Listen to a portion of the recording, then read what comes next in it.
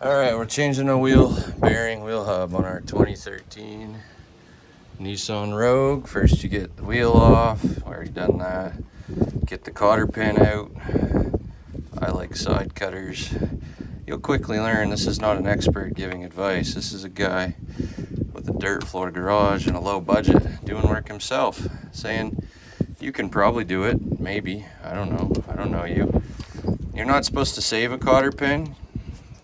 One-time use. Supposed to get rid of them, always. Pull the cap off. I think that's 32 mil, and we're gonna loosen it before we get going, just to make sure we can. I got a little magnet tray I like. Maybe you don't. Don't lose it. It is 32 mil. You don't need an impact. I did it for years without one. But you do need a way to restrain this. So you can set the other side on the ground. You can put a breaker bar through there. There's lots of things you can do. But we've spun that off now.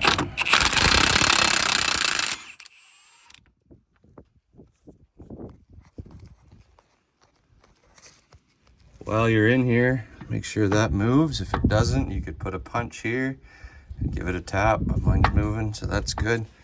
We're gonna take the brake caliper mount off, so it's a bolt right here. I don't know the size, we'll see. It's another one down bottom, right about there somewhere. And we're gonna hang it up in here. I don't know what size yours were. Mine were a very dirty 19 mil. So I had to clean them up before I could get it on. Got this old plant hanger. We're gonna hang this on it. So I came in here because I got a wicked hum. I got no play in any bearing. I've checked it, I don't know how many times. Which, with one of these CVT transmissions, makes me nervous. It's a transmission noise. But when I grab this and rotate it with both hands, I can feel the bearings right there going thunk, thunk, thunk, thunk, thunk, thunk, thunk, thunk. So I'm pretty sure this is my noise. I'm hoping this fixes it. All right, we're in. We took the brake rotor off. It's laying right there. It just slides off, or you got to convince it if you live in a place with salt. Don't bang it all up. We're going to resurface and anyway, 4 bolts. 1, 2, 3, 4. They're accessible from the back side right here. We'll get in there. Mine, I believe, were a 17 mil.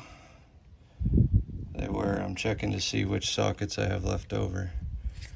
I had a 19 out, I had an 18 out, and a 17. This is a 17. Accessible is a loose generalization. I had to push that all the way back in, put a little extension and a short little nubbin, and I'm on it. And if you look at the front, after some breaker bar action, that bolt is turning free.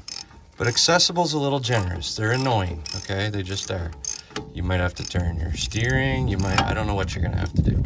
Just don't round the bolt off, because that would get frustrating. Every time I work on a car, I have mental discussions with the engineers that designed it. This side, more generous extension. Push back with this hand on that, and push ahead on the socket, or the ratchet.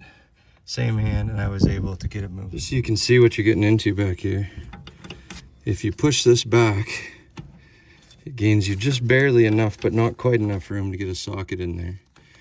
You can invent new words that are appropriate only for the garage. You can have lengthy discussions in your head with Nissan engineers. None of it will help. You just have to find a way to get in there and not round that bolt off. Now, I am generally convinced that government should stay out of my life.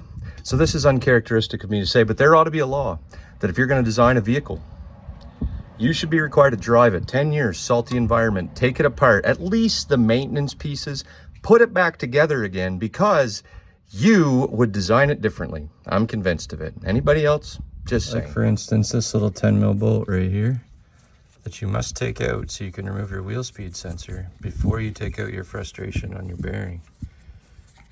It gets all rusty and very difficult to get a fitting on, but we made it.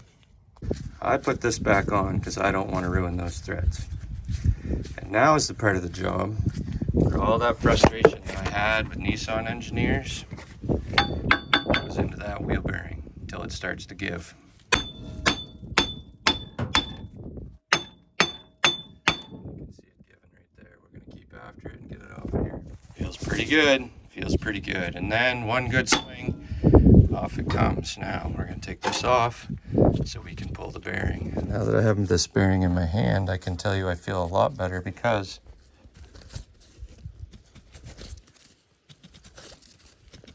That's definitely the noise. Having seen this, I was wrong, and I don't mind admitting it. Not flush. There's a ring on my bearing right here. The wheel speed sensor rides in here. Mine was seized and it came off, which saved me from breaking my wheel speed sensor. So I've taken the bolt out. I may try to remove it. I may try to install the other bearing without removing it, but I don't think I can. So we're gonna try this real gentle. In my case, I am definitely gonna break it if I keep moving on it. I got this free, but this is not. As predicted, broken. So now I start looking for one of these. This is the interior of an old parts truck where I throw some parts. This is my wheel speed sensor. These are some random wheel speed sensors. We're gonna see if we can make one out of these, because how hard could it be? No, actually, because my parts store quoted me $300 some for one, and it'll take till Tuesday, and this is Saturday, so we're gonna throw an hour at this and see what happens. Here's what we're dealing with. This is mine. Connector, broken sensor. This is an old one I had. Sensor, same size as the broken one. Same, looks like exactly the same unit, basically. Same diameter, same length, same mount, same everything. Broken connector. So if I can put this right here onto this right here, I might be in business. We'll see. Here's my old sensor, broken. Connector cut off. Here's my quote, new sensor, good. Connector soldered on. It's 2 wires, white and black, both of them. The lengths are the same. Took this punch, marred up the inside of the hole so that hopefully this one would fit in. I don't know if you're a Nissan engineer or designer. I don't know who designed this, but somebody deserves to be shot with a ball of their own dung right in the mouth. But I think this now fits. It does.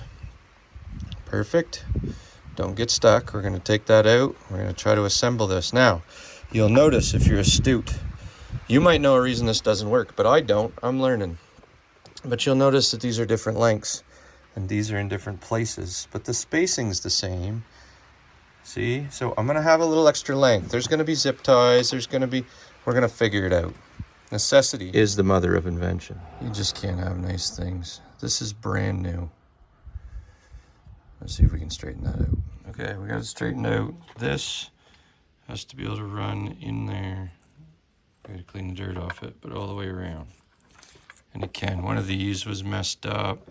I'd say this has been handled gently in the inventory, delivery, etc. process, but I think we got it. So we're going to install. We're going to put a little grease in here and on here because I'll be the next guy in. And we're going to... Okay, and then you begin the frustrating procedure of getting this lined up and these lined up. And your index and middle fingers in back here. You turn the top two in. There's room for my fat thumb down here. Anyway, they're all in. Now I need to know the torque specs of these, the torque specs of the bolts that mount the caliper. And I'm going to find these torque specs because while I'm here, I'm going to take this up, grease those pins, make sure everything's working. So, NicoClub.com. Factory service manuals there. They can be frustrating to use, I'm not going to lie to you. And I think you'll find the page up. 65 foot-pounds is what we're going for on these bolts right here. So I ran those in there with a ratchet as far as I could. Put some never sees on them. Some of you might not want to use that. I used the word grease earlier talking about this. I used never sees because I will be the next guy in there, inevitably. And maybe you don't want to use it. Maybe you don't like your mechanic. Maybe you don't live where there's salt. I don't care. But I put it on, put them in with a ratchet. Now I got my torque wrench on there. I need 2 hands because I got to push in on this to get enough room for this till the torque wrench does the torque thing. Next, I'm going to reinstall my newly constructed wheel speed sensor right in here. There it is. That length was about right. It was about right to here, and then I had extra. So we just kind of looped it. We're going to secure it there and call that factory.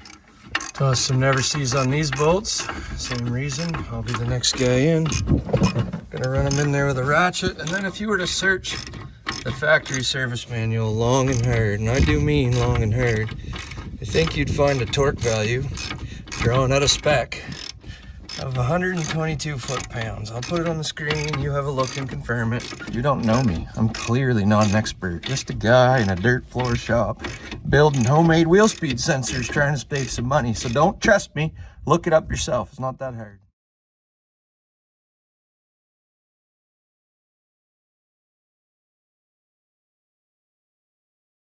Now, if while you're installing this, your caliper happens to move and your brake pads fall in the dirt, don't cuss it. Don't call down curses on anything. Say a prayer of thanks. We know that it's greased up and moving. I could, I'm not gonna, pop those pins and grease stuff, but I know it's moving because, you know, it moved. Now I'm gonna torque these, and then I'm gonna get to torquing this, and I'll put the wheel back on. If you were to scour the bowels of the internet for this torque spec, you'd find that the factory manual says use the range of 133 to 136 foot-pounds. Now, some people tell you to torque it sitting on the ground. Some people tell you not to. I'm going to get it close. Then I'm going to put the wheel on, set it on the ground, and finish it off. This one doesn't have like the half turns and the extra turns and all those instructions like some do for seating a bearing. It's just a hub.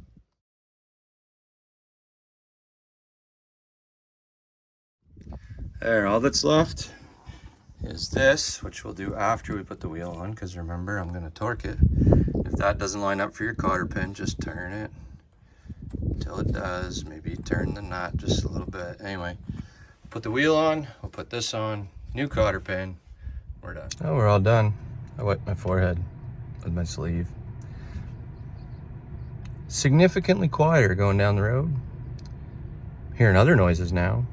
Possibly a rear wheel bearing, but that's another day. Check out the dash. No ABS lights, which means the homemade cobbled together ABS sensor, at least for now, it's working. So that $300 some odd charge, that's what I have to say about that. At least for today. Check back in about 5 days and there'll be a how to change a wheel speed sensor for the right one video or something foolish. I don't know. Have a great day.